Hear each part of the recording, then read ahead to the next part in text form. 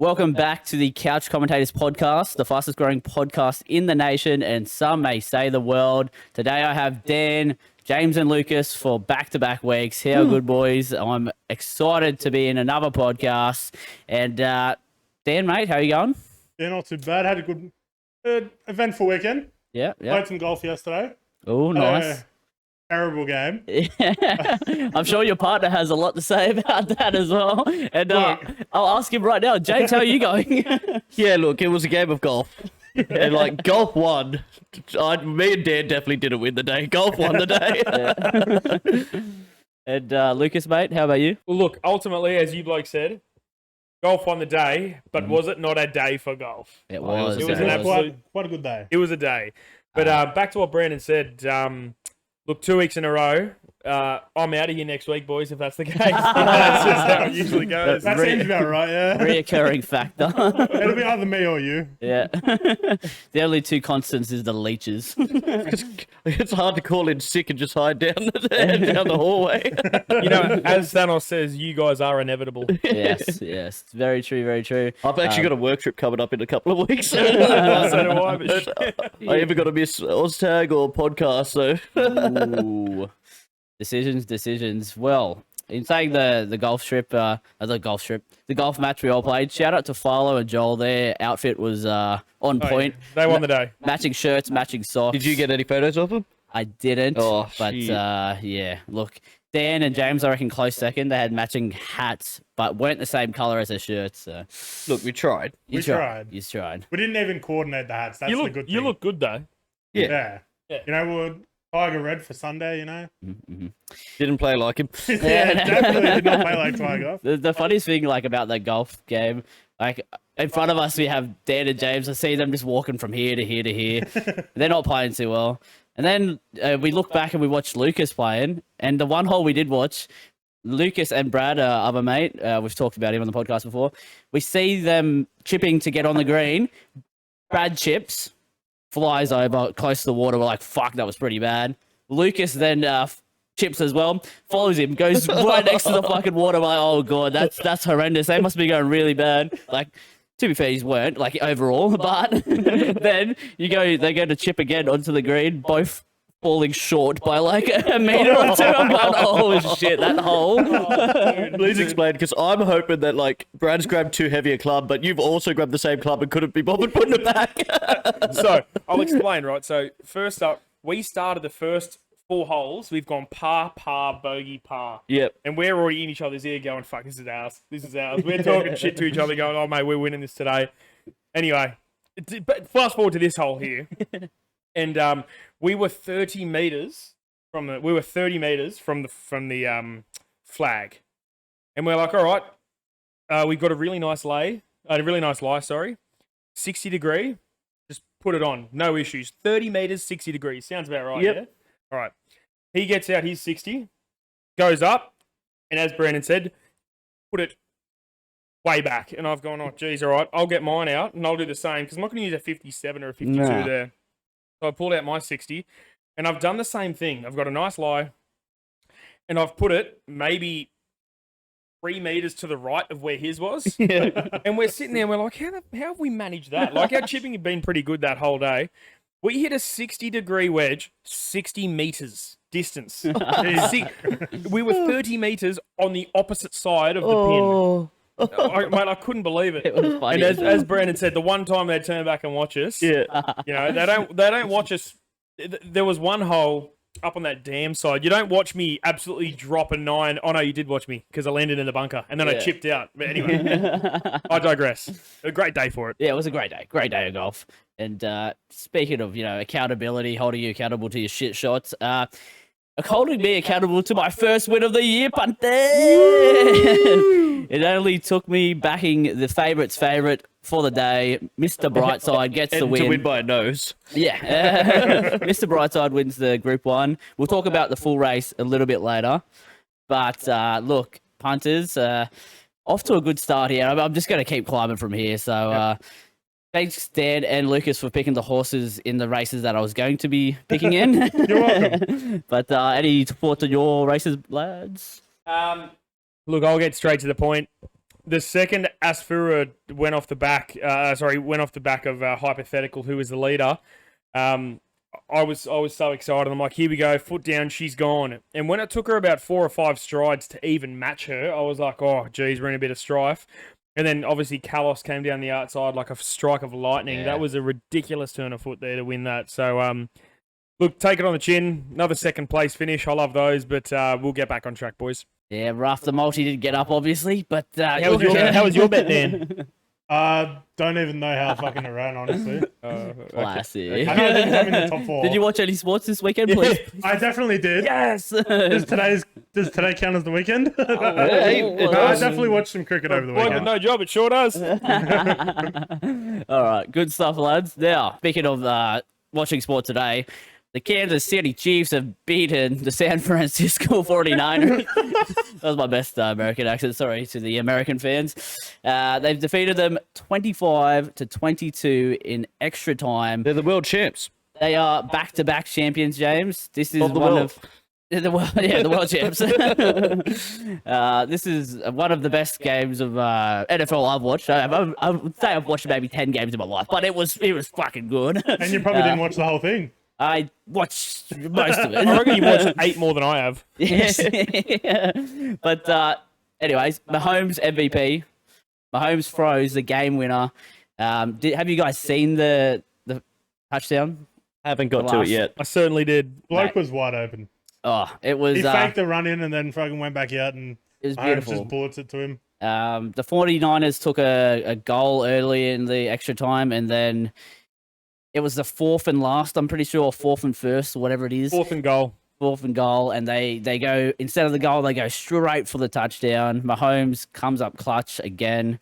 As Dan has mentioned before the podcast, the same play that won them the last Super Bowl, which is you'd Wild. think throughout the whole training or like before the game, you'd be thinking, okay, if they get close, they're probably going to go for this move.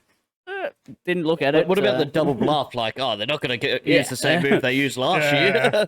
Very true. But, longest Super Bowl game in history as well, boys. Got these stats just at the top of my brain. Yeah. Shout out, though, to Brock Purdy. He had a great game. He definitely did. And your man, I'm trying to remember, it starts with a C. My man, Christian McCaffrey. Yeah, the McCaffrey. best running He back. actually played well. Best running back in the game. If the 49ers won that one, then I strongly suggest that McCaffrey would have won that MVP. We were robbed, and I'm sure we'll be back there in 12 months' time. Wait, you sound like the coach for the 49ers. I am the coach for the 49ers. He had a great game. I think there was something like the most yards in a bloody NFL Super Bowl or something like that, which is crazy. He's a gun. He like proper gun. He has quads the size of fucking watermelons as Me. well. But other than that, shout out the 49.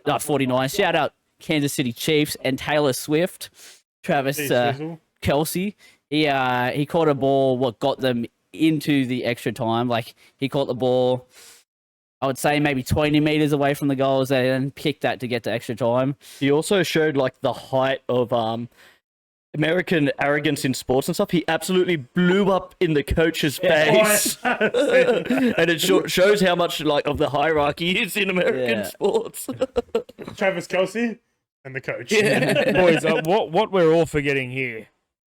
He's balls deep in Taylor Swift. Yeah. Shout out, His Travis. ego is up here. If she's right now the most influential person in the world, he almost could go one above.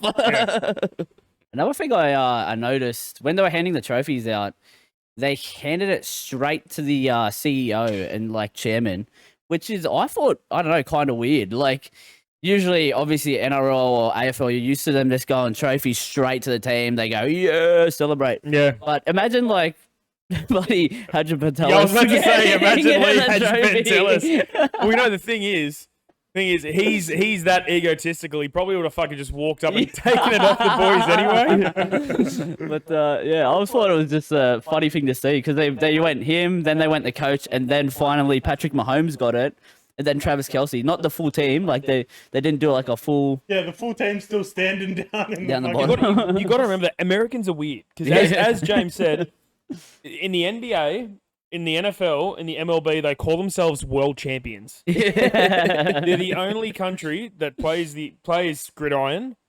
Obviously, we play basketball, but it's different rules in Australia and other parts of the world to the NBA. And then you got the MLB, where only really two countries have huge leagues like Japan and America. But the Yanks just love to call themselves the champions of the world. The champions of the world. Back-to-back world champions.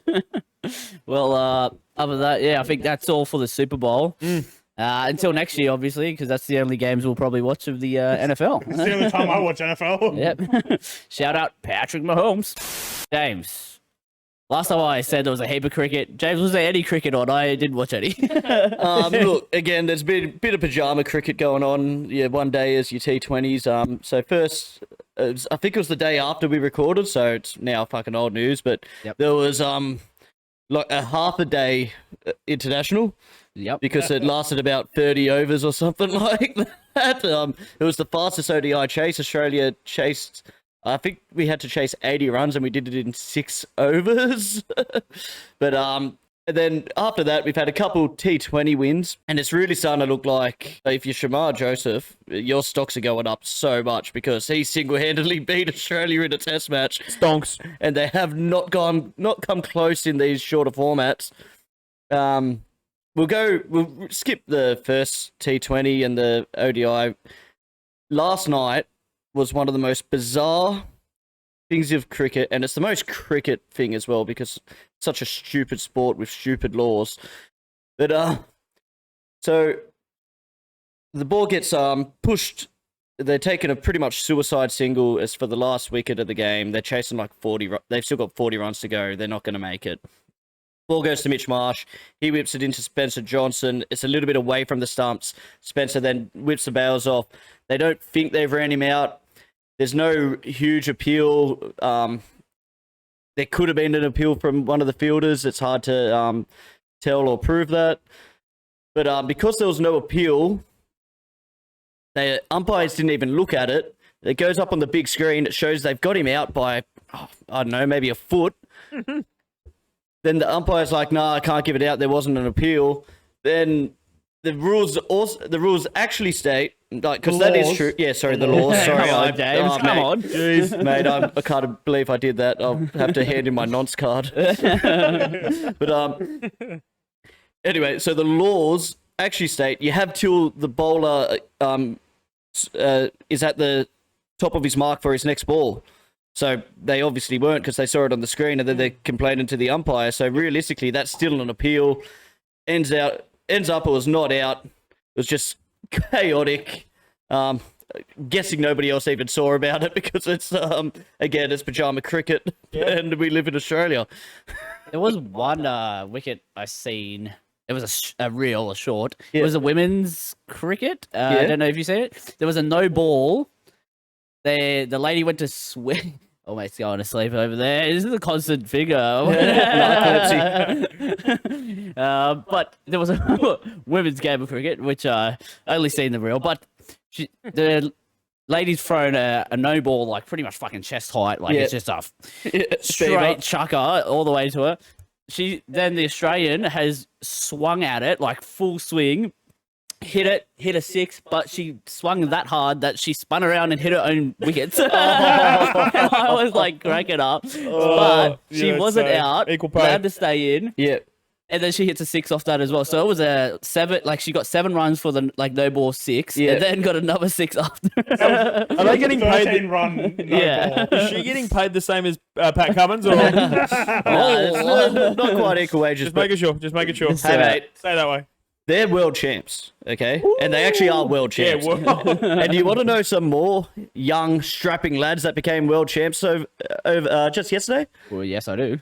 The under-19s Aussie boys men beats the under-19s Indian men. yeah, we did. Just like how the fucking... They look like this another happened. 12 years of rivalry here, if that's the case. Yeah, well, that's now, in the space of 12 months, we've won... Like Australia, between men and women, have won 4 different ICC events. Yeah. 3 of them have been over India in the final. Ooh. Can't wait till the T20 World Cup comes up. Got a question. Yes. What's the population of India?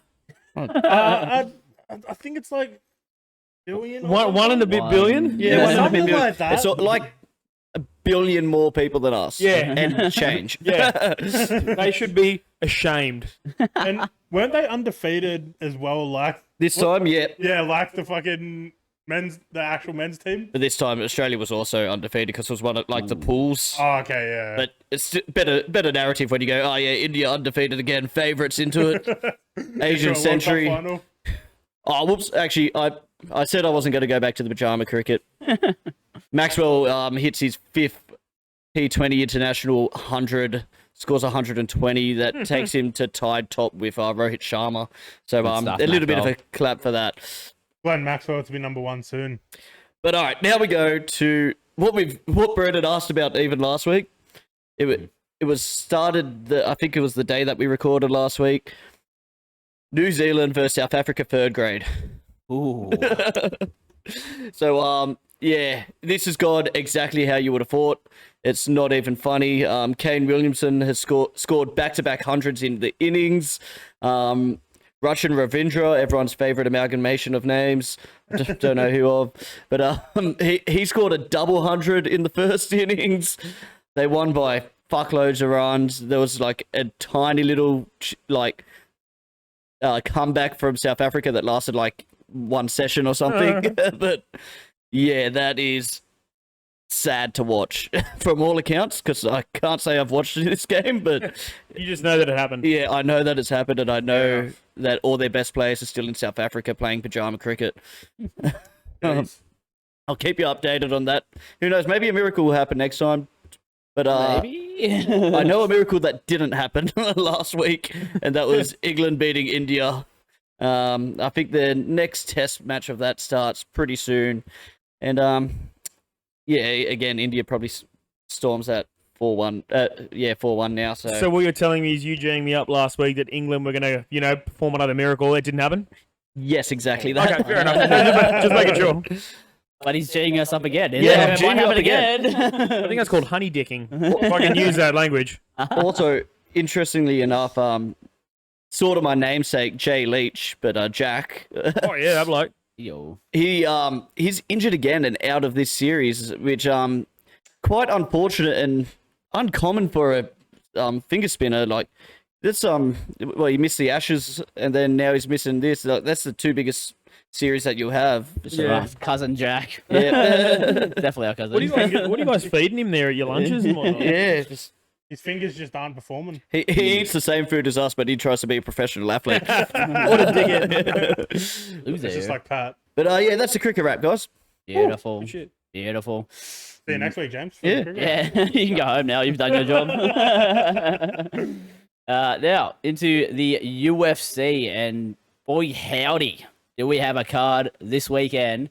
I'm saying, I'm putting this down better than UFC 300 so far. I think this card is more stacked. In 299 as well is pretty good. But this card has our Aussies on it. Aussie Volk and Aussie Rob are on the card, and there is some other great fights. But I'm going to go to Lucas to break down the fights, and we'll get all our opinions as well. So. Break down the Well, laws. Look, guys, I knew that Alex and Ilya Topuria were fighting, but how's this for a fight card? So, to start off on the main card, on main event, not being illegally streamed anywhere, we've got Anthony Hernandez versus Roman Kopylov, which is a nice middleweight fight there with 2 prospects. Now, how's this for the next fight? I had no idea this bloke was fighting. Henry Cejudo. Oh, back. The Well, Triple C. It's his first fight in a few months, and he's fighting Merab Dvalishvili, the Georgian tank. I call him a tank because, I mean, that's really what he is. He puts his head into your chest and pushes against the cage. He's boring to watch. Like, don't get me wrong, he's so boring, but his gas tank is another level, and it's like foot to the floor, just wrestling. So, an Olympic gold medalist versus a larger boy. That'll be a great one to watch. Then we go to the welterweight division. We've got Jeff Neal Mr. 15 wins and 5 losses against Ian Machado Gary. 13 wins, no losses, except for one in the bedroom where his wife is. Anyway, I believe he's changed his ring name to Ian Cuck Gary. Ian Cuck Gary. Now that's going to be a banger of a fight because Yeah. Jeff Neal can swing. Then of course, boys, the middleweight main event. Well, are we sure that this is actually happening? Because Paulo Costa has been saying for months he hasn't signed this fight. We are literally 5 days away from this happening. I can't wait for the press conference and he goes, Rob's sitting there by himself. Yeah. I can see him pulling out. I can too. No doubt about it. And then guess who steps in? Probably, Hamzat Chimaev.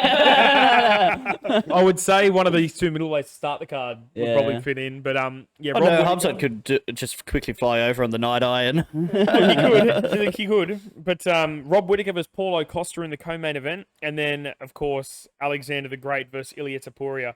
Now, I'm going to skip the first fight of the main card because, guys, I just want your opinions. Bantamweight, Zvalashvili versus Henry Cejudo. Boys, who do you think wins? Cejudo. Cejudo? Back in the guy I know, Cejudo. Yes. Yeah, I'll go with the boys as well. I don't know who the fuck they are. Okay. I'm going to pick Merab Zvalashvili. I don't want him to win. I just know that he will be bigger and stronger than Cejudo in there, and I think that will overcome Cejudo's technique. Jeff Hands of Steel Neal against Ian Cuck Gary. Brandon, Yeah, I don't think Cuck Gary's going to win. I think Neil will knock him out. you reckon Hands of Steel Yeah. Neal? Yep. Nailed Dan, it. I'll go with Hands of Steel, Neil. James. Yeah, I'll go Neil as well because I think Gary will he'll hear the word Neil and just think that he's getting dominated by his missus and her lover, so he'll just start kneeling in the corner and he'll start jerking off. Okay. Look, I'm going Jeff Neal as well, but not for that reason. I've seen Ian Gary be rocked in a fight, and Jeff Neal, hands of steel. Yeah. That's need I say more? Guys, Rob Whittaker versus Paulo Costa. Do you even have to ask? I'm going to. I know. You know what all three of us are going to say. Hamzat Chimaev. Brandon, who you got? Oh, yeah, so I'll be picking Rob, and hopefully a good comeback fight for him, you know. James? Start the streak again. Yeah, I'd like a nice TKO from Rob here. I need some confidence. Need him to pump himself back up. What about you, Dan? Yeah, go the Aussie. I'm hoping for Rob's classic 1-2 head kick. You Yeah. know, where he stuns him with a 1-2, then throws that back leg kick. Back head kick, sorry. But as you said, let's just hope the fight actually happens. that too. That too. Couple of teep kicks, and then I hope Paulo Costa rides off into the not the sunset because he can get fucked, but I hope the bloke just needs to sign a contract and fight fights. But anyway, here's the important one. And I wouldn't mind going first on this one, boys. Alex Okay. Volkanovski versus Ilia Topuria. Topuria is obviously a very good fighter. He is 14-0. Although the way he's been acting recently, you'd swear blind he's 30-0. Defeated Holloway 3 times. Defeated Ortega a few times. Already beaten Volkanovski. The bloke's best win is against Josh Emmett, who, to be fair to Josh Emmett, he's a gun. He can throw him. Yeah, absolutely. Josh Emmett can throw him, so can Topuria, but Josh Emmett has always been top 3, top 4. He was never a threat to the championship. And then he versed Bryce Mitchell, who one time walked into the octagon with the Bible in front of himself, screaming the words freedom. So he hasn't even fought the Mexican that Volk. No, Yeah, not yeah, for you, mate. Rodriguez. He's 2 top fighters he's fought, Emmett Yeah. and Bryce Mitchell. Wow. Yeah, he's only getting the title shot is because Volk picked him out and said, he's an up-and-comer. I've already wiped the floor with everyone else. Give him a crack. But the way he goes on, mate, he's already got, I was mentioning to you guys earlier, a documentary stating his road to the title like he's already won. Oh, Yeah. Jesus. I hope that he still releases it when he loses. You know what? Have you seen all the memes Volk's been doing on sports bet and stuff? Yeah. That's He's gold, too old right? for this. He's Yeah. too old. The one where he falls asleep in the chair and shit. I saw him looking for his belt earlier. Well, how's this? So not only is Topuria chatting shit, his missus is. Did you see what his missus said the other week? Yeah. His missus said, it's something like, this is to the death between Alex and Ilya, and I know my man's going to come out alive.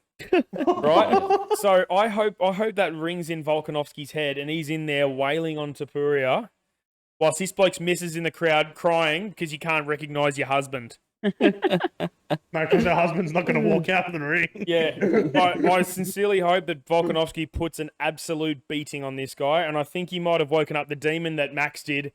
Not Max, sorry. Oh yeah, sorry, Max in the third fight, where it was just the most one-sided beatdown you'd seen. So Alex is my pick.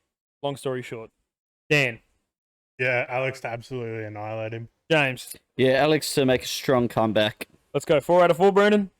Yeah, well, look, I'm obviously picking Alex. I love something that Alex has also been also trash talking back because of how much Tapuria is saying.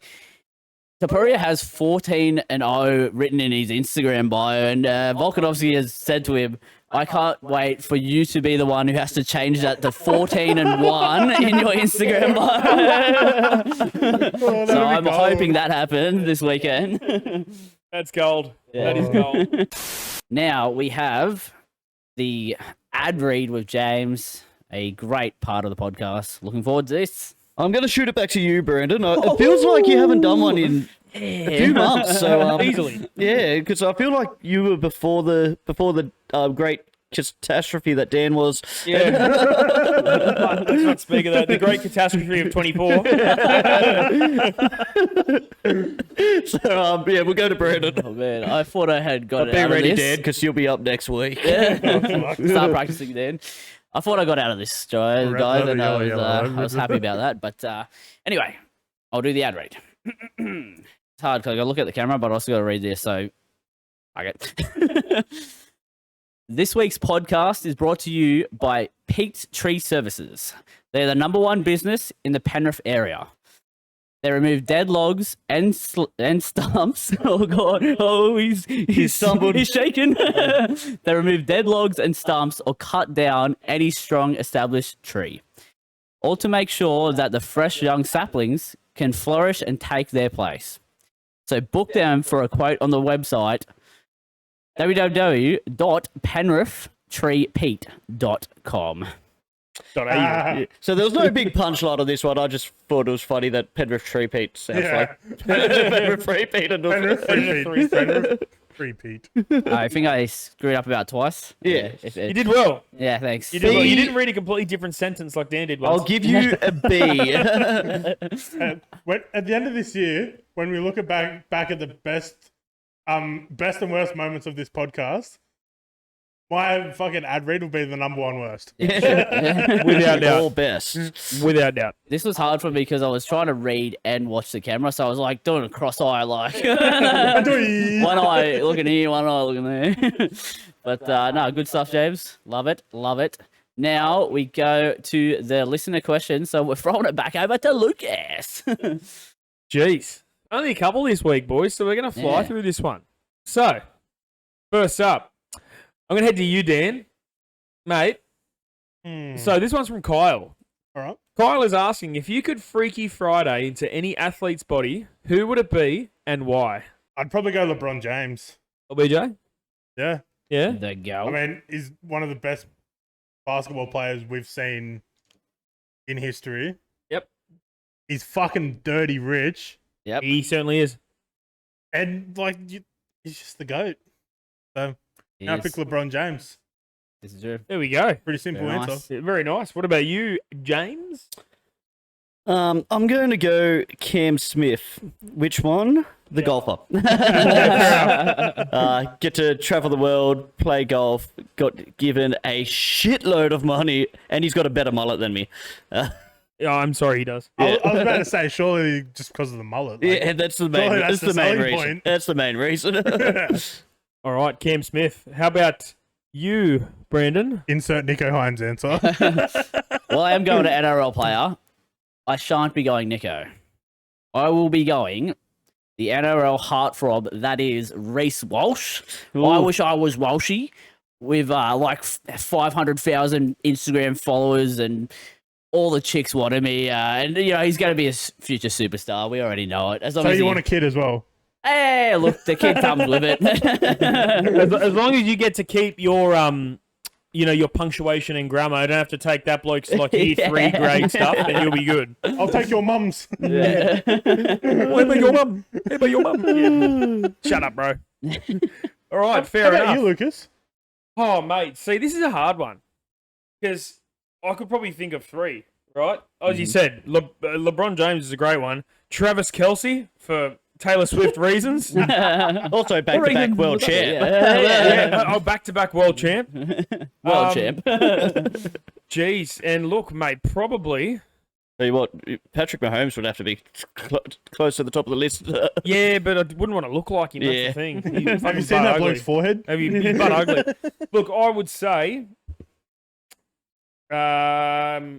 what's the Japanese baseballer's name? Shohei Ohtani. Yes, Yeah. I'd want to be Shohei Ohtani. I want to sign the thickest contract in sports history. I want to be worshipped by Japanese women around the world. Oh, jeez. Can you Women want elaborate- him, men want to be him. Yeah, and Can you elaborate on these Taylor Swift reasons? I just think she'd be a really nice, caring partner. Yeah. Ah, yes, all right. Yeah. I can Fair fix her. I want to lift her. Jeez. Oh, But, I was surprised no one picked like Messi or Ronaldo. Like they get paid Well, fucking squillions. Messi's 5'6". Yeah, true. And Ronaldo's about 5'8". So Ronaldo's tall, mate. Don't be like that. But look, that's a good one, Kyle. Some interesting answers there. Now, I say this probably every week, every second week. This could be the dumbest question I've ever seen. at the end of the year, I reckon we get a list of Matty C's stupid fucking questions. I don't even think you need Matty C's. I just think even if you just went broader and went dumbest questions asked, they'd all be his. top 10 question. Matty C. We love you, Matty, but like you ask some stupid questions. So, what he's asking is, are we ever going to see a chess boxing match between the lads? And then he says, yes, it is a sport.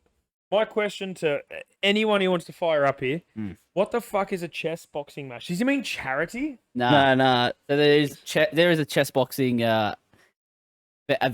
I don't know if there's pro fighters, but there is like competitive chess boxing where it is rounds of chess. You start chess, then you then do boxing, and then you go back to chess, and then you go back It to is boxing. interesting. You can either win by checkmate or knockout. With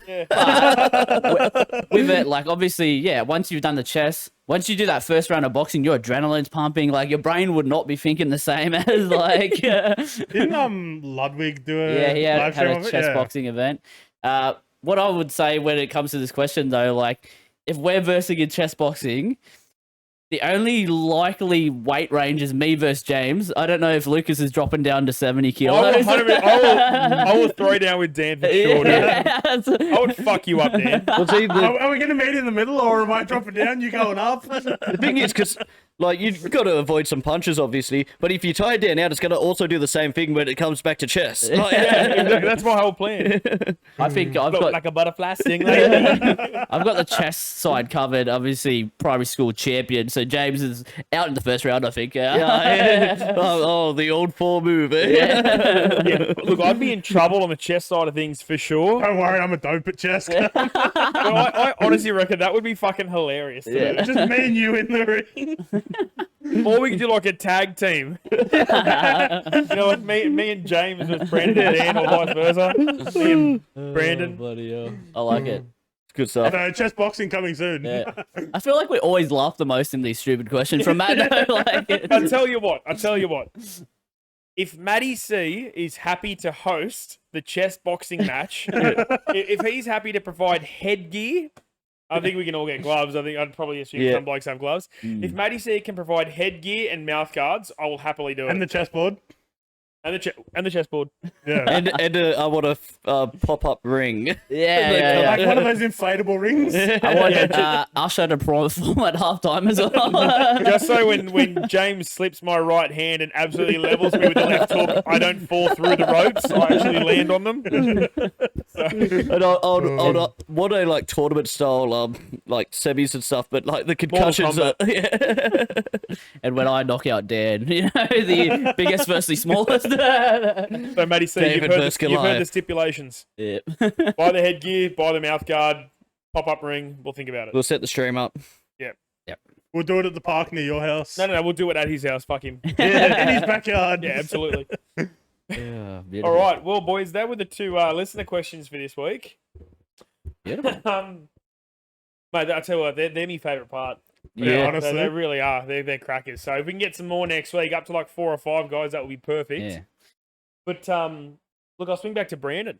We also have audio listener questions if people want to jump on SpeakPipe. We put it on the Instagram a couple of times, and you can send any questions. I'm thinking about actually also asking them a question to respond to. That'll be fun for the future. Listener answers. Listener answers. Like maybe like your best Leachy laugh. That'd be pretty funny. Fuck, where do I start? But yes, I'm thrown off here. You got your best Leachy laugh right here, mate. Or is it that one? I don't fucking know. Listener questions, though. Looking forward to it. You can throw it in the YouTube comment section as well. So drop it down Your below. Leachy laugh or just the question? Just the question. I don't You think the can't Leachy Leachy laugh laugh in will the work comment? in the You comments. can. But Peter now Griffin. we get out of the listener questions and we get into NRL is back. NRL is back. The NRL season is technically back. The preseason challenge is starting this weekend, this Thursday, is it? Yes. Thursday till Sunday. We get all the footy, and we also get the All-Star match, which will be great. Oh, this weekend too. It is, Or mate. Fuck It's yeah. it's Couple of stacked rosters for the All-Star match What as day well. is it? Saturday night? Where's Dream Bull? Friday, maybe? You No, can I think give it's it a Saturday, search. like 5:30. I don't think it's a late game. I think they usually do 5:30 now, don't they? Yeah, I will get it think up on so. my phone. Yeah, But it is honestly, I'm looking forward so much because it's pretty much the season's back. Like maybe we don't have the full strength squads. You won't get the likes of like I don't know Tigers full roster. I really Actually, wanna we'll see, probably get the full Jaden roster. They'll put their full roster against everyone's New South Wales Cup teams and still lose. Get the standing ovation at halftime. Remember that? Friday night, Yeah. 8:10. Friday night. Wow, okay. So look So, forward to that. where are we watching it, boys? Well, we got that. We got the UFC. We got all the footy, mate. It's Right. great stuff. You know, Nico Hines playing, obviously. Like he's going to lead the Indigenous All Stars to victory. You know what I love watching about trial matches?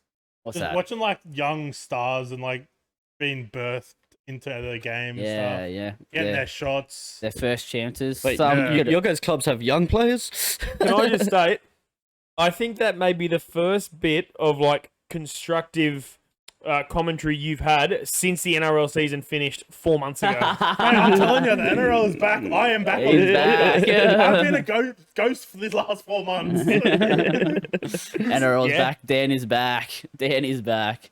But I was going to ask, lads, I want to know who you think will win the preseason challenge because it really doesn't matter, but you get 100K. Manly won it last year.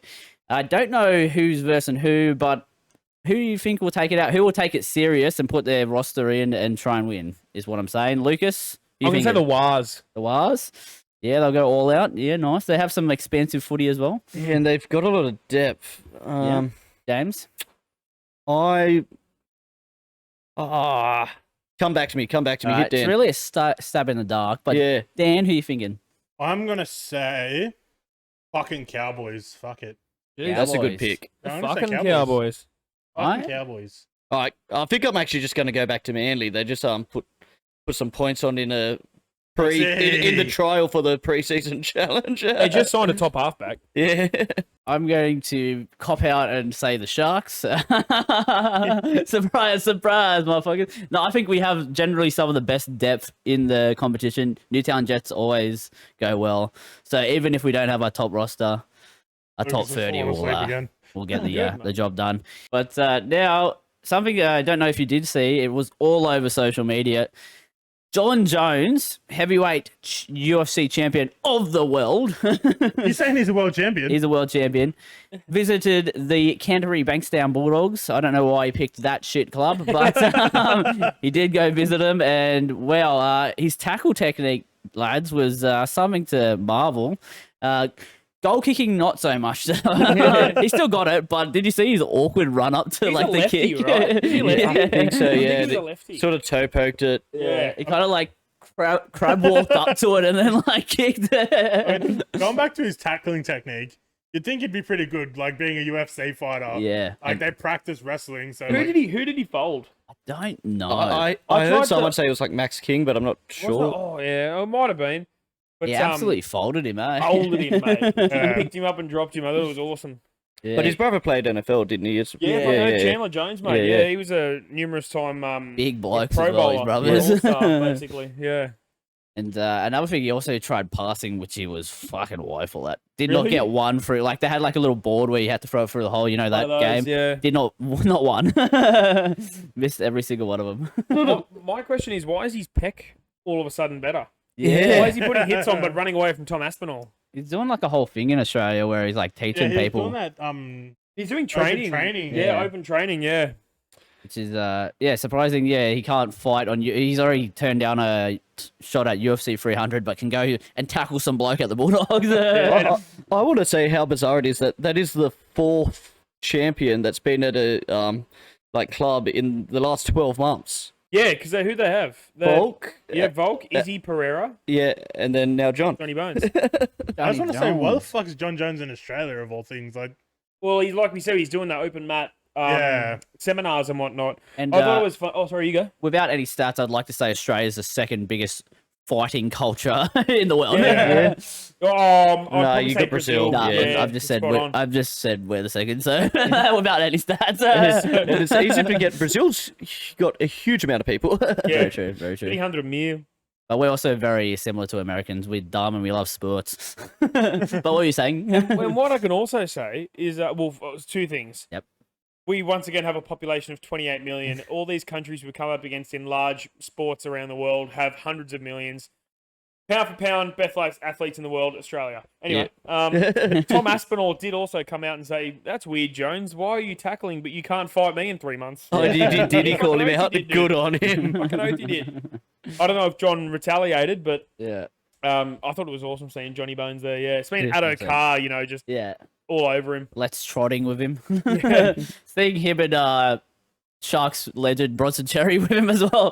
Two legends of the Two juiced up blokes. yeah. Legends of the steroid game. Did those you two. see John trying to teach them how he does a spinning back elbow? No. So there was footage of. I'll try to find it later. He's showing them like, I reach down for their front leg, and when they go to defend, it leaves their forehead open and their nose. So I spin it, and they're all going, "Oh, flop, bro!" Oh, bro, it was so funny to watch because they're all just going, "Oh, Yeah. It's crazy. I can't believe you think in a fight. But yeah, great to see John Jones at the Bulldogs and, hyping up that Las Vegas trip really well. And now, there was a trial last weekend. It was Seagulls versus Rabbits, New South Wales Cup team. So nothing to really go off, but 68-6. Ben Trebojevic got a hat-trick. Luke Brooks looked okay. Brooksy is now, I've seen some things of Brooksvale. Yeah, the Prince of Brooksvale. That's got some good stuff. If that keeps going for the whole year, I'll buy keen you. to see that. Yeah, I'll be a Manly fan. Work that. Yeah, I just want to see him go well and finally get out of that shithole of a club and just really succeed. has to look at Lucas after that. No bite. Okay, cool. But any of you guys see any of the highlights? Yeah. Nah. I Didn't certainly even know didn't. it was on. Sorry. I knew it was on, but yeah, wow, that's great. Good on you. Yeah, good work, Trebojevic. He's Yeah. now the Dalian second row of the year, Well, I'd say. It could make it a bit awkward when their $800,000 useless waste of space can't make their team. This is, Don't say that about Brooks, mate. Shoots as a weapon. And Jeez. obviously with the score being 68-6, Souths cannot win the comp anymore. Yeah. Even though it was the New South Wales Cup side. Look, I know in the preseason challenge next round they're going to say these lads debuted for this team. This and that. Yeah. Last year they kept going like it's his debut for the club. He hasn't even started the NRL yet, mate. Yeah, Matt Guy. Maverick. Matt, Yeah, Maverick. Matt's his uncle. Yeah, nothing trial match, but this weekend all the trials mean everything. So. You think any of the teams that are in Vegas won't win the preseason challenge? Yeah, true. You'd think Because they're they'd just going to be save sending their New South Wales Cup. save their players for the big games. Are the And trials televised this weekend? they are. All of them? Yeah. Sick. Almost. I don't know, depending on if it's at a rural fucking stadium. Yeah, Yeah. One camera. last year they even had them, and yeah, they just had it one camera. Yeah. Fuck. That's gonna be a Tigers game for sure. Yeah. They're all on KO. Oh, Oh, nice. very nice. Thank you, Dan. Beautiful. Shout out, KO. Get out, Dan. Not sponsored, but if they want to, we're open. Wouldn't say no. And now we're speaking about Souths already. Campbell Graham out for 6 months with a sternum injury that he's getting surgery on. James, you have a little bit more? Yeah, so this is. We don't know the exact details, but from outside looking in, this looks like a complete fuck up. So they haven't said that this is a re-injury. So as far as we know, this is the same injury that caused him trouble all last season. Instead of sending him straight into surgery, they opted for a like non-invasive choice, hoping that it would then get better with a summer off. Oh, And then it's come to 1 month before the season starting, and it's not good. They're gonna have to now do surgery. He's now gonna miss. I think he could be due back for like round 20. Jesus. That's ridiculous. Where if he just got it done immediately, he, like, in theory, he could have been fit for round 1, but realistically, he probably would have been like round 3 or 4. Yeah. But yeah, it's just a huge fuck up to waste so much time. And yeah, thoughts go out to him because fuck, he was this far away from playing Origin last year. And now 6 months without Campbell Graham now, dude, for the Rabbitohs. You know, Yeah. have fun with that. put some pressure on Jackie White, and he's now the strike center. Yep. That's what I was thinking as well. Yeah, like pushing for Origin last year, you'd think he would have had a red hot crack to get it this year, but now he's no chance at all. No. And it also looks bad for Souths as also Tyrone Munro out for 2 months as well. So like that whole edge, that right edge is gone. Like there was argument that Tass could have got the wing spot over Munro, but then yeah, one day that you find out Campbell Graham's out, so Tass goes into the centres. The next day you lose Munro.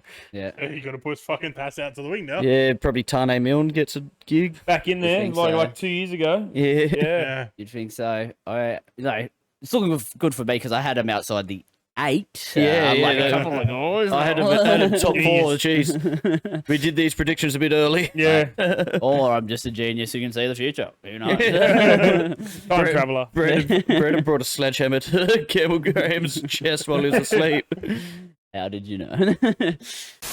There's a video that's come out only today. I don't know if you lads have seen it yet. Ah, but, I was very confused when I read this. Reynolds was in a bit of a push and shove with Pat Carrigan.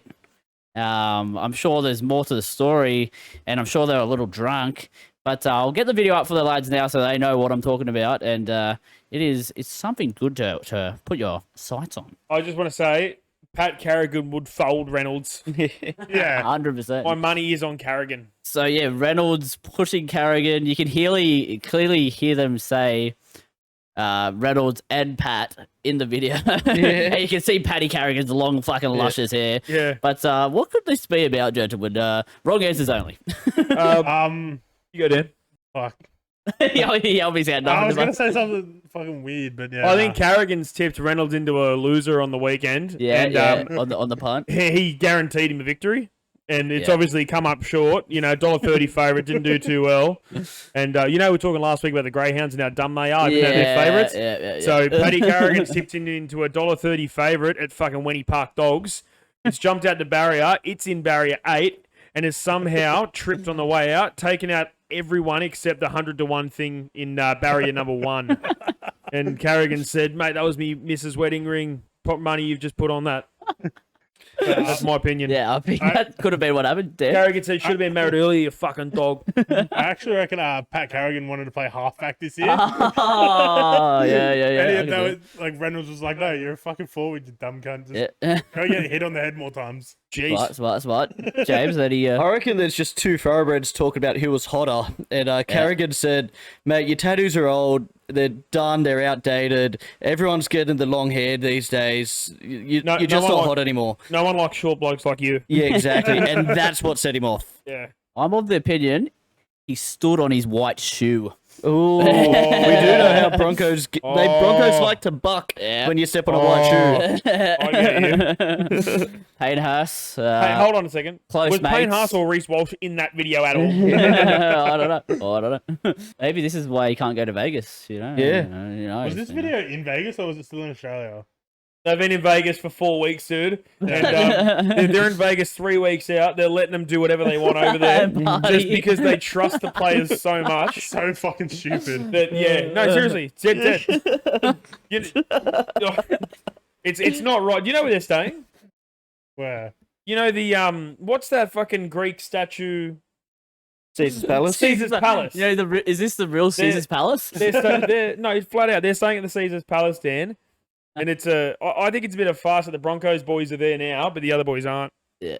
Have you seen Nick Politis is sending the Roosters over straight Yeah, over? straight fly, Yeah. yeah. Dog. In first class. Well, I mean, to be fair, the Broncos are already there. The They're NRL, already there. NRL have Are already. they actually? Yeah, Broncos are already Yeah. there, mate. They've sent them over. NRL sent them over. Been there Do for your weeks. own research, guys. As Lucas is telling porkies. Dan But, fully believe that. God, yes, you fucking As did. soon as Dan. you started talking about Caesar's Palace, I'm like, yeah, the fuck. Hook, line, and sinker. But now we get into something real juicy, gentlemen, because we are giving our honest team reviews. Honest. I'm going to try and be as honest about the Sharks as I I can. think last week you even said humble. Humble, honest opinion. If he doesn't be honest, I'll humble. just edit it out. My humble opinion. Lucas, I want to hear your opinion on the 17th place Tigers. Boy. All right, so look, going through signings, we've got obviously Justin Olam has signed for the next few years. We've got Charlie, the Forbes Ferrari Staines, who is re-signed, or as I call him, Charlie Shitstains. I like him though. We've got look, I know it's not for this year, but we have signed Jerome Luai for the start of the 2025 season, so it's very exciting there. We've got both the Faiinu brothers. We've got Solomon Alamilo, who is a young centre. And then we've got Solomona Fataape. Solomon Alamilo is a winger.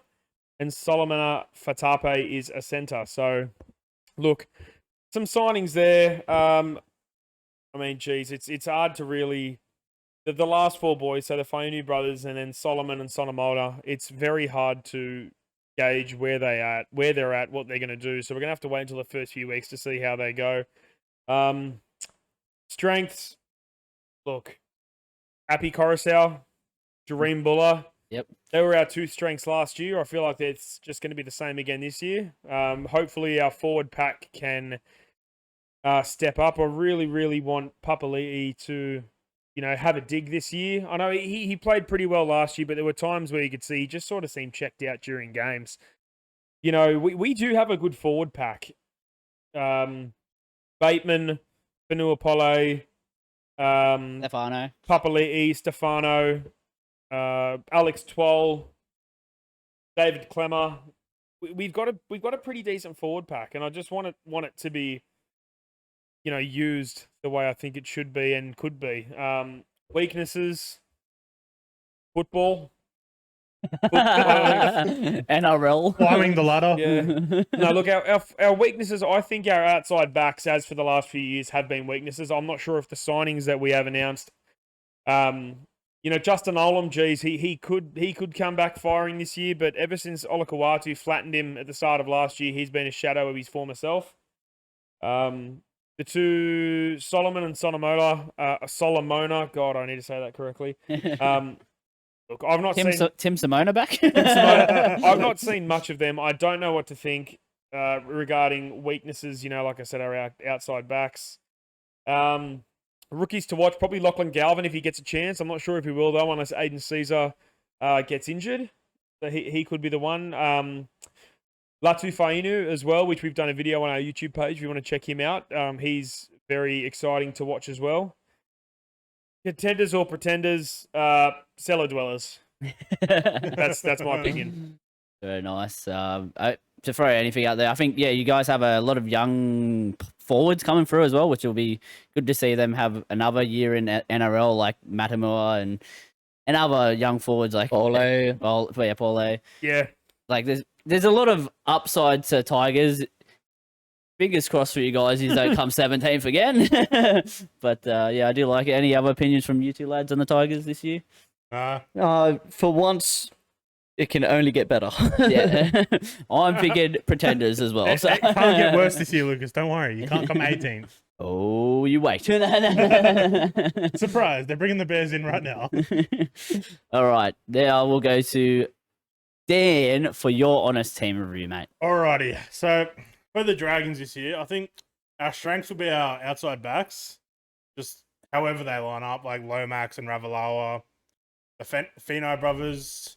I think hopefully they can find their form and gel together like they have been in former years, and no more Lomax fucking flick passes. Flano, he's a premiership winning coach. Oh, hey, he is. So hopefully he can do something for us.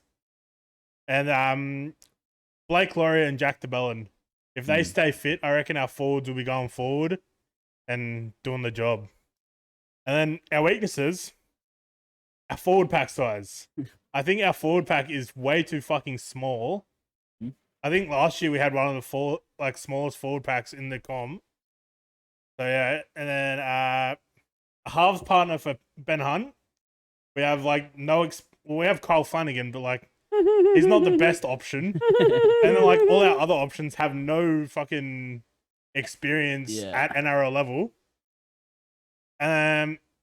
Last year we just couldn't capitalize on being in the opposition's 20 and getting points on the board. So hopefully we can, make that a strength this year. And then our signings, there's a few of them when you look at it.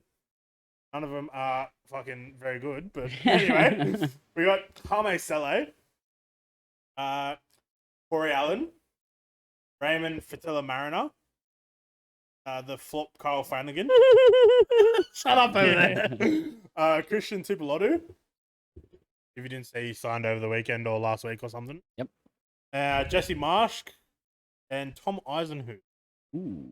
Which out of all of them, I only rate none of them because they're all B grade footballers. Rough. Jesus. Rough. But I think Jaime Sele and Tom Eisenhuth are... I think Sele's a really good buy. Yeah, they're pretty good forwards. So yeah, hopefully they fit into the team well. And Sele actually came from the Dragons a few years ago. Left the Dragons a few years ago and went to Rabbitohs. Club legend. Yeah.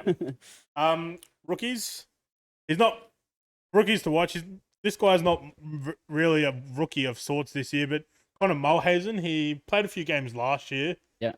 I think he's still got under 10 fucking NRL games under him, so, he's still considered a rookie. Viliami Fafita, if he gets on the field. And then Loco Pacifici Tonga. He is a young forward that is in our top 30 this year, so... It's a hell of a name. Yeah. A hell of a name, dude. It's a good footy name. Bit of rugby league about him. Andrew Voss is kicking himself trying to read that one. Yeah, 100%. He definitely looks like a good bring into our top 30, and hopefully he can do well. And look, I'd love to say we're going to be contenders, but we're definitely going to be pretenders and going to be down in the cellar with the Tigers. In the cellar dwellers together. Yeah, I do agree. I think the outside backs, as you memed on your signings, but I think Tui Pelotu is actually not a bad pickup, to be honest. I think you now have a lot of backs who are fighting for a position, which is good in a team. Our depth is a bit more... You have Moses Sully, you didn't mention as well. He will be your starting centre. He's a weapon. He's a big bloke. Yeah. And then you have Ravalawa. Then Tui Pelotu is a big unit as well. So, the size of your wingers would be pretty devastating. Hopefully I'd love to see one of the Fine brothers play on the wing. Yeah. But then Tupelotu is fucking huge, so I'd love to see him on the wing as well. But and then you have, as you said, Lomax. I think Jack Bird's been talked about centres as well. I don't know if Jack Bird he'll has go been there. talked about for every fucking position. on the field. You might play halfback as well. But no, I think you have again, fingers crossed for you as well, that you both don't get the spoon, but that's physically impossible. Yeah. Actually, it's not. One of you guys will be getting $50. That's all I know. If you missed the bet, it was last week's podcast. It was. Go back and watch it. Now, James, your honest team review for the Parramatta Eels. Yeah, so it's a bit of an interesting year this year, missing out on the 8 last year. The players seem to be very driven through this offseason, but you could say that about almost every team and every player. Our strengths, obviously, it comes down to our spine and our forward pack. I think Moses and Brown could be in for a big year. Moses seemed to come back after Origin playing better and better, and Brown seems like he knows he's got to grow up and start leading this team around. Our other biggest strength is easily the forward pack. So last year we were lacking a bit of depth, but through that we've really rounded it out to quite a strong pack. When now our bench should consist of Ryan Madison, Offen Gowie, Wiramu Greg, and Kelma Tuolagi. Like, they start at a lot of teams. Yep. Weaknesses are our outside backs. I'll go into the improvements, because we are going to need either Sivo to step up, run some more meters. Hopefully, Russell keeps developing. That was his first full year of first grade last year, so hopefully he keeps developing. And Simonson showed some potential in the centers, so we just need some of them to step up. Penasini's been going good. If he goes to another level, that could also be very helpful. Our signings haven't been too great. I am very interested to watch the development of Kelma Tuolagi. Brad Arthur's got a great track record with sort of underperforming talented forwards. He's definitely someone that I'll be keeping an eye on, and you would imagine through injuries and stuff, he gets some chances in the starting team. Our rookies to watch this year, again, they're not in the starting 17, but I think Kai Rodwell, he played a few games last year, so he might not even count as a rookie. Yeah, he's a rookie. But he looks like a talented young front rower that we'll get to see over the Origin period. I think his name is Blaze Tuolagi. He's meant to be this gun 5'8" outside back, which, who knows, could possibly get a run in the centres at some time, or possibly in around the halves. And then one to watch, which unfortunately isn't one for Parramatta fans too keenly to watch, but the Raiders will be watching heavily if he gets a chance to play this year, is Ethan Saunders, the under-19s New South Wales halfback from last year. If he gets a chance to play, he could be very interesting. Contenders or pretenders? Look, I think this year we'll be contenders, but I don't think we're going to be top 4. I don't think teams will want to verse us in the semis, but I think we could be knocked out at round 2 of them. You like the Sharks each year. Yeah, but I'm talking win one game and then sorry. Yeah, Sharks don't win the first game. I agree with your pins in your team. I think, your forward pack and just Dylan Brown and Moses staying on the field all year will be the key to your success. No more Dylan Brown nightclub scandals. No scandals for the Parramatta players, and you might be a chance, a sniff. Also, I think it depends on your dummy half. Like, if the dummy half who you pick out of the two has a good year, then who knows? Well, that's... I know Brad Arthur's came out and said he wants one to play 80. I wouldn't be surprised if we go back to a 60-20 or so split. Yeah. But that's another big thing to watch, and it could really be the difference between a good year or a bad year. Yep. Wish you had that Reed Mahoney bloke. He's going all right. And okay, so we've had the other 3 now. Brennan, Buckle in. Honest, humble opinion. Buckle in. The Sharks are getting their honest team review. Okay, strengths. Nico Hines. Strengths is our team has been together now for 3 years, and they've all had time to gel. This year is another year for Braden Trindle to be starting halfback. He only came in with 4 games to go before the finals last year, so really didn't have much chance in playing to get to those finals. And then, we obviously weaknesses, I'll get into that soon with the finals. But strengths also just outside backs are all very talented, very fast, other than one bloke, which again, I'll get into the weaknesses. Strengths, I think, are forward pack. some big blokes in there, and I would like to see if Oregon Kafusi can have a good year. Yeah. Like Brayley, 80-minute hooker. He's a strength. He's pushing down for that New South Wales kind of jumper eventually. I don't know. Lucas is loving life over there in the corner. But weaknesses. Now the part that I'm sure Lucas would love to hear. Look, big games we need to step up in. Yes. We need, but in saying that, 1 point losses in 2 finals. We just need to win those small chances that we need to clutch plays to win finals. Yes, that's what we need. Hoping with Trindle next to him, that'll be steadying ship. Who knows? But other weaknesses, as I alluded to earlier, Talakai, I think he's a second rower. His stats, though, are crazy. Like 180 meters average. And I think he was in the top 15, the only non-half in the top 15 for try assists, which is why you can see Fitzgibbon keeps persisting. But at the same time, I just don't think he's fast enough. And I think second row, like, he'd do the exact same thing. He'll draw the player in, pass it. Like, he'll probably do the same. And you can always, like, use him out a bit wider, like Titans do with Fafita, and Penrith used to use kick out. Like, they had him running at centres anyway. But, yeah, I think that's pretty much our weaknesses. Like, big games, clutch moments, that centre. Other than that, I think our forward pack's good. Our outside backs, halves. Hopefully, Trindle can step up to the plate. Who knows? And stop bullying teams. Yeah. I'm proud of you, Brandon. Thank you. Signings, literally no one. We lost. We got Billy Burns. Sorry, Billy. He might get us in the 17. I don't know if he'll make it, to be honest. But we lost Moylan and Wade Graham, club legend.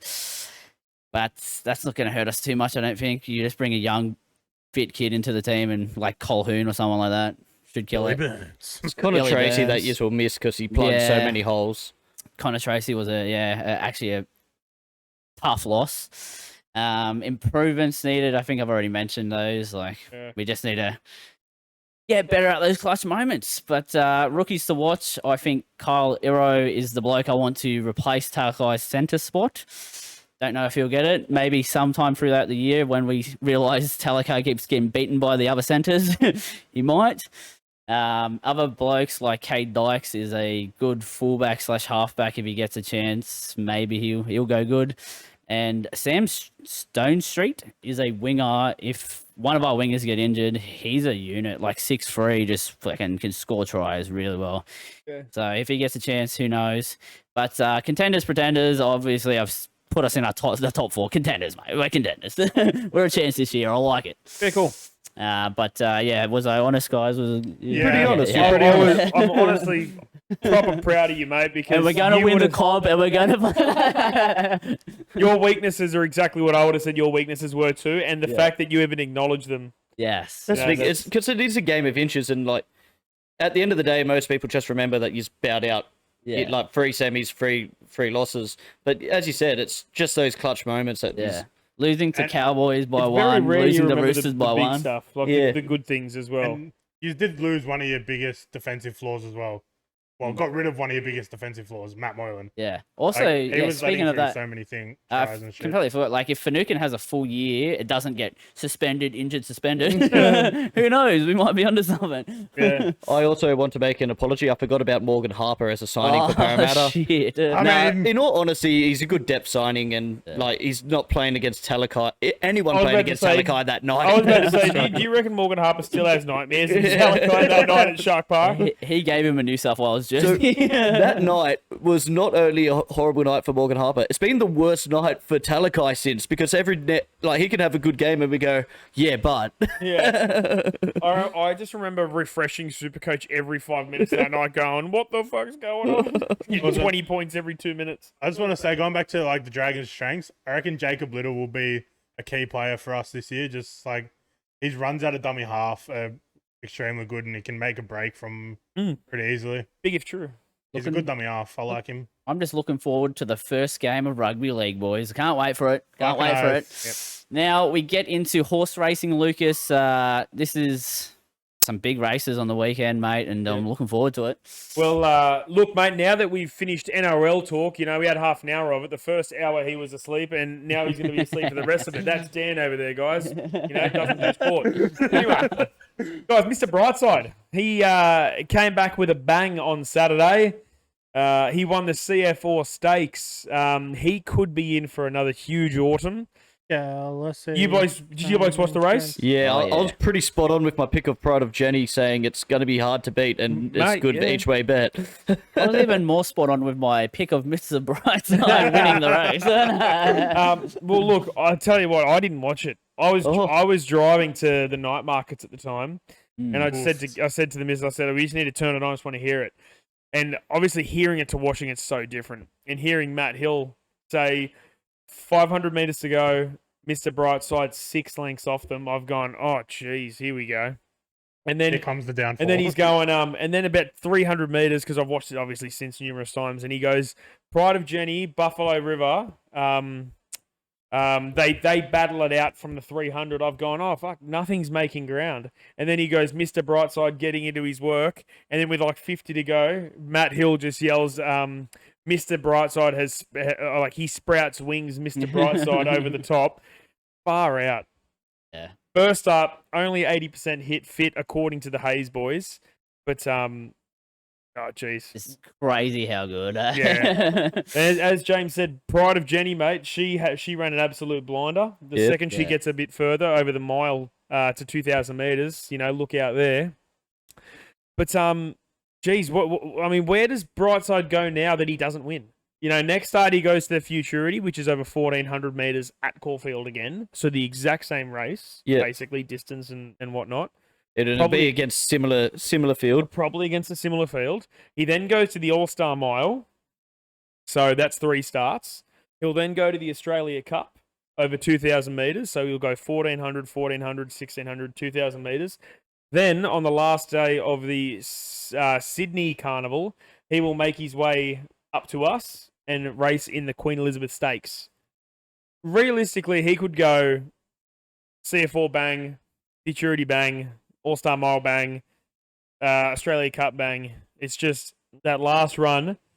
If William Haggis brings back Dubai Honour, I don't care who he is. He won't beat him, but especially if it's after a long it's 4 runs in, But I suppose now Alligator Blood's gone, guys. It's the mile is his. Yeah. Anything near the mile is his. So fair play to Mr. Brightside and the Hayes boys. The Colts and Gelding's Blue Diamond Prelude. Who are you blokes on? Do you remember? I was on Bodyguard. You're on Bodyguard with me, Brandon? No, I can't remember. I didn't get on, but didn't I say like 7 or 8 or something? You said 8. That was 300 to 1. Yeah. Yeah, something like that. Yeah. But, guys, look, Bodyguard wins the Colton Gelding's Blue Diamond Prelude. He was 3 wide the trip. He didn't get cover until about 700 meters to go. So he would have run the first 500 meters 3 wide, no cover. He finally got a bit of cover coming around the turn on the back of the horse that ended up running second, Stay Focused. Now, into the straight, he went out into the better lanes of the day, lanes 3 and 4. And, he just put his foot down and went straight past them. Now, the $2.20 favourite, Octane... what's today? Today's Monday at it's currently 7 p.m. Apparently, Mark Zara is still waiting for. Not Mark Zara. Blake Shin is currently still waiting for a gap to open up for the $2.30 favourite. See where that joke was going already. Still racing around the track. I was expecting. But look, Bodyguard guys, he went straight past him. He looks very, very smart. Had a couple of gears up his sleeve too, I think. He had a couple of whips around the backside and then hands and heels the last 150. So impressive. Then we had the Phillies Prelude, which was won by Hayasugi, trained by Clinton McDonald, ridden by Jay Carr. Look, Out the bar. all I can say, once again, the superior ground all day from lanes 3, 4, and 5. She came right down the outside there. Won in a very close head bobber to the other filly called Koreanagi. So, a couple of, what would you say, Japanese names there? Oh, yeah, Possibly pretty much. Korean, Yeah. Hayasugi and Korean. Hayasugi definitely sounds Japanese. Yep, and Koreanagi. Yeah, definitely could be. Now, Look, I'm still yet to see anything from the Phillies at the moment that impress me like the Colts have. Heading towards the Blue Diamond in a fortnight's time. From these races, from the Melbourne races, from Sydney, Lady of Camelot from last weekend looks like it's the race at her mercy, but we'll see from there. Boys, anyone catch Fully Lit's win in the English Millennium on Saturday? I think this must have been where I'm starting to get drunk because We started to get drunk. Yeah. It all blends in here. Yeah. We got absolutely Well, actually, to be we fair, got you buckled guys- on Saturday. You guys stop replying around this stage. yeah, that makes sense. All right, guys. So in classic Gay and Adrian fashion, Fully Lit misses the start actually by about half a length. I thought my money was confetti then and there. I thought I was done for. But when it's run obviously 3 wide, 1,200 meters or 1,100 meters, sorry, around the bend, I thought there's no chance. But then Regan Baylor starts asking for an effort. And everything on its inside, the 2 horses on its inside, the 2 horses on its outside, they're all being asked as well. And Fully Lit is somehow pulling away from them after running 3 wide the whole way. He ends up winning by about 2 lengths. And Jeez. look, it was absolutely fantastic, a great performance. But what I want to take out of that race as well is when we're done here, guys, before I bail, we'll quickly watch this race. Rag Queen was last on the turn.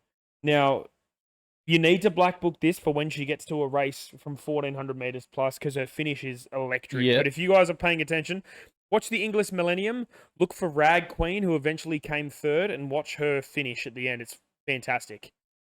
Next race, guys, we had the Eskimo Prince Stakes, which is won by the Bjorn Baker trained Caballas. Bjorn Baker picked up this horse after Chris Waller. It was sold under Chris Waller's tutelage recently. It was stuck 3 wide the trip, but it was in a slow race, but his turn of foot was fantastic to win there. So Caballas has now 2 wins on the trot this prep, and it's interesting to see where he goes from here, possibly to a Canterbury Stakes. Another one I want to bring up from that race as well, Godolphin trained Tom Kitten. So Tom Kitten, not a sprinter by any means. Anything a mile plus is what you want to look for. Now, only the last of probably 50 to 85 metres, but he was warming up big time. He was hitting the line strong. And I think either the Randwick or Rosehill Guineas will be a massive, massive race for him to win in this autumn carnival. Lastly, we'll look at the Black Caviar Lightning this weekend. I just want to throw out some names that are going to be running in this. It's a small but very elite field. I've only missed 2 or 3 horses from here. These are the ones that jumped off the page at me. So we've got Imperatriz is back, the star New Zealand mare. We've got Private Eye, multiple Group 1 winner. Cylinder for the Godolphin Yard. Espiona from the Chris Waller Yard. We've got Bella Nipotina. And then we've got potential superstar 3-year-old I Am Unstoppable. So this Saturday at Flemington down the straight 5 furlongs is going to be mouth-watering. Looking forward to that. Yeah. To see if Imperatriz can keep its form it had before the break. Yeah, well, mate, she had a horrible trial last week where Yeah. people were just going. The people are saying this weekend it's a sit and watch race Yeah. because she could come out and blow them away. Yeah. But the way she trialed, I Am Unstoppable went past her like she was stuck to the post. Wow. Yeah. Seriously, and Bella Nipotina just led the whole way. Imperatriz was getting asked, and I kid you not, I Am Unstoppable just went see you later. So very interesting to Ooh. watch. So This maybe Saturday. a bit of a bet on I Am Unstoppable for the punters. Maybe. Yeah, but that's horse racing for this weekend, gentlemen. Beautiful. Oh, Love your wait. work. Stands back. Good stuff, Lucas. Looking forward to that race the most, the Black Caviar. Whew, Oh yeah. that's juicy. And speaking of juicy, the Couch Commentator's best bets, assuming none of us have our bet, so we'll cross over to Lucas for his top tip. G'day guys, Lucas from the Couch Commentators podcast here, coming at you with my best bet of the weekend. This weekend, we're going to go to Flemington. We're going to the CS Hayes Stakes, where the 3-year-olds do battle each year. We've seen some great stoushes there between the likes of Alligator Blood and Catalyst a few years ago. I'm hoping for one this weekend as well. Guys, I am looking at King Colorado, which is race 7, number 2 at Flemington. He came back a few weeks ago over 1,200 metres and absolutely stormed home to come second. But that's the type of run you want to see from a horse second up at 1,400 metres. I think he may be too good at the $3 mark. It looks like he's come back in great fashion. Like I said, second up, 1,400 metres. Kieran Maher will have him wound up for this one, guys, and I do expect a good performance. The one I am worried about in that race is Tannhauser at about $19 and $4.40 the place.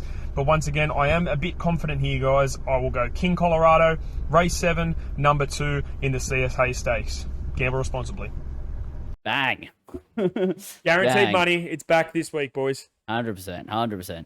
Now we'll go to Dan for his decision. Alright guys, this week's Dan's decision is Randwick Race 7, number 10, Militarized. It's up against Fangirl and Think It Over, but I reckon it can just edge him over and get the win, get the W, get the first win on the board for Dan, and yeah, happy punting and gamble responsibly.